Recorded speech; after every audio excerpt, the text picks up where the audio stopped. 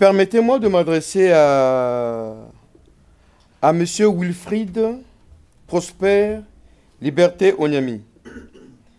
Aussi sur la toile, tant dans vos écrits, nous apprenons beaucoup de choses de vous. Certains parlent de similitudes entre votre engagement dans la politique comme sacerdoce à l'identique de votre aïeul Jacques Opango.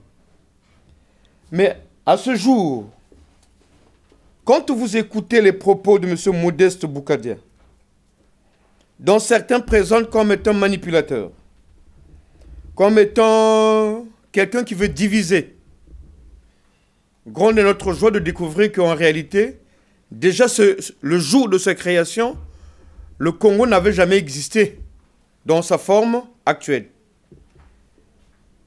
Nous aimerions savoir, est-ce que d'après vous, M. Boukadia pense à vilipender l'héritage que votre aïeux a laissé à la prospérité? Si oui, pourquoi? Sinon, comment justifiez-vous votre présence à ses côtés?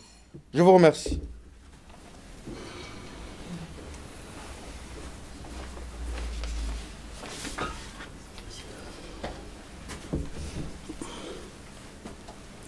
Je voudrais avant tout remercier le président Boukadia qui m'a associé et dans ce débat qui n'est peut-être pas un débat contradictoire.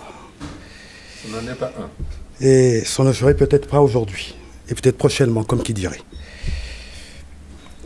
Remercier aussi l'assistance et les deux initiateurs, notamment M. Sombadi Nkoumbi et Bobé Baka. Initiative noble, simplement parce qu'il est nécessaire de dire parfois les choses de manière tout à fait claire. Et je me réjouis que vous n'avez nullement songé, malgré ma présence, ce qui prouve à suffisance que la sincérité vous a toujours habité. Et je pense que c'est le point commun que nous avions et ce qui nous autorise aujourd'hui à être présents.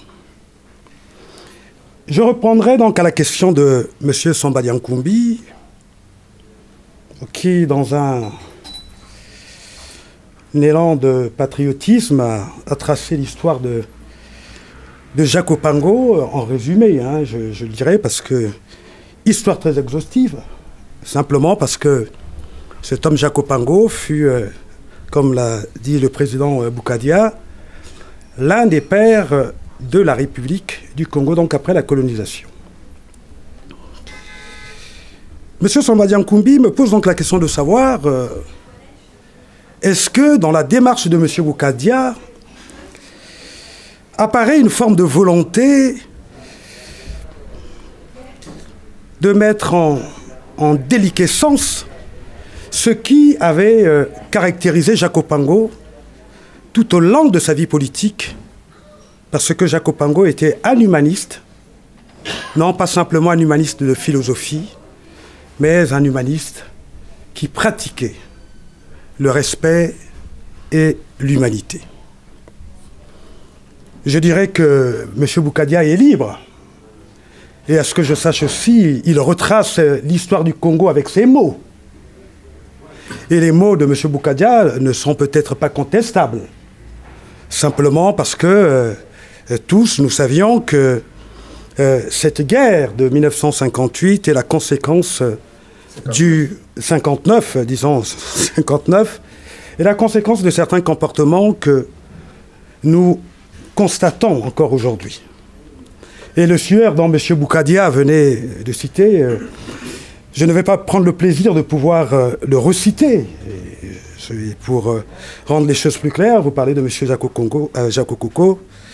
Je crois que la justice, dans l'avenir, en dira un mot parce que l'homme est coutumier des faits débordants. Mais je voulais aussi dire à M. Sombadi Nkoumbi, en politique, on n'hérite pas. Parce que vous avez cru, de dire que dans ma démarche politique, on retrouvait un peu celle de M. Jacques Opango, en politique en mérite. Certes que j'ai eu la chance, et c'est en créant la Fondation Jacques Opango, que j'ai voulu perpétuer les valeurs qui ont caractérisé cet homme. Comme le disait le président Boukadia, il faut toujours remettre les choses dans leur contexte. Et ce n'est pas une façon pour M. Boukadia de se justifier. J'ai été parmi les premiers à pouvoir apporter ma caution à la création de la République du Sud, si cela arrivait, parce que j'estimais que M. Sassou Nguesso ne brille réellement pas par des valeurs humaines. Oh, je vais peut-être terminer sur la première question. Que pensez-vous parce que M. Boukadia veut diviser le Congo? Vous savez, M. Boukadia a dit quelque chose de plus important dans la vie.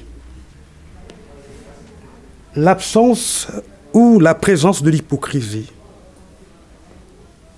Mais non loin de le flatter, vous savez bien que ce n'est pas dans mes habitudes, je préfère avoir affaire à un homme qui dit les choses clairement que de vivre dans l'hypocrisie, car le mal de l'humanité, c'est que l'homme continue à penser que la parole lui a été donnée pour dissimuler sa pensée, c'est-à-dire faire vivre l'hypocrisie au sein même de sa démarche humaine. Voilà, M. Sambalia Koumbi, si je n'ai pas été clair ou exhaustif, je pense avoir pu donner l'essentiel de votre interrogation. Je vous remercie.